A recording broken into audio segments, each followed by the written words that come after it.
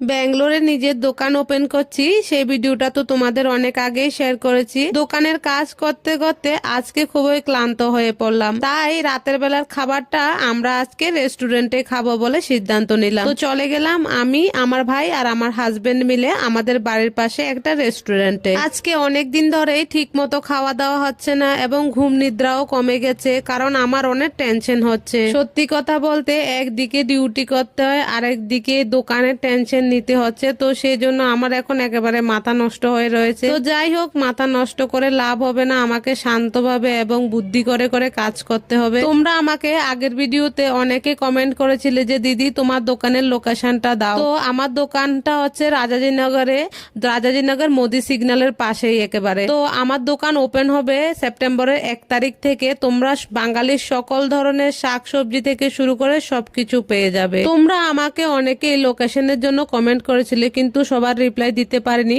তোমরা একটা কাজ করবে, ফেসবুকে আমার নাম্বার দেওয়া আছে, নাম্বার নিয়ে তোমরা হোয়াটসঅ্যাপে হাই পাঠিয়ে দিলে আমি তোমাদের কারেন্ট লোকেশন সেন্ড করে দেবো। তাহলে তোমরা আমার দোকানের লোকেশনটা খুব ভালো করে বুঝতে পারবে এবং তোমাদের আসতেও কিন্তু সুবিধা হবে। তোমরা আবার অনেকে জিজ্ঞেস করেছিলে যে দিদি হোম ডেলিভারি অ্যাভেলেবল হবে কিনা। তো সত্যি কথা বলতে এখনো তো দোকানের ওপেনিং হয়নি, যখন ওপেন হবে আমি কিন্তু অবশ্যই চেষ্টা করব তোমাদের হোম ডেলিভারি দিতে। তো তোমরা সবাই আমাকে আশীর্বাদ করবে যাতে আমার বিজনেসটাকে আমি এগিয়ে নিয়ে যেতে পারি এবং খুব সুন্দরভাবে চালাতে পারি, উন্নত মানের জিনিস তোমাদের কাছে পৌঁছাতে পারি। তো আজকে আমি যে হোটেলটাতে খেতে গেছিলাম, দেখো কি সুন্দর ভগবান শ্রীকৃষ্ণের বিভিন্ন অবতার এখানে তুলে ধরা হয়েছে এবং এই হোটেলটা একেবারে পিওর ভেজ। আমরা প্রথমে স্টার্টারে নিয়ে নিলাম 1 প্লেট পানিপুরি, বেবিকর্ন এবং ক্রিস্পি কর্ন। তো এইবার চলে এলো আমাদের মেইন কোর্স। আমরা খেলাম রাজমা চাওয়াল আর হচ্ছে গার্লিক নান। যখন এরকম মাঝে মাঝে রান্না বান্না ফাঁকি দিয়ে বাইরে এসে খেয়ে যাই তখন কিন্তু খুব ভালোই লাগে। আবার একটা কথা মাথায় আসে যে আমাদের মারা কিন্তু এই জিনিসটা কোনোদিন করতে পারেনি।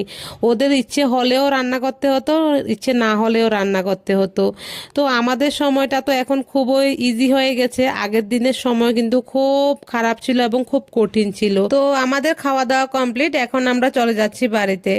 তো বন্ধুরা, আমার এই ভিডিওটা ব্যাঙ্গালোরে কে কোথা থেকে দেখছো অবশ্যই কমেন্টে জানাতে ভুলবে না। দেখা হচ্ছে নতুন কোনো ভিডিওতে। সুস্থ থাকবে, ভালো থাকবে, টাটা।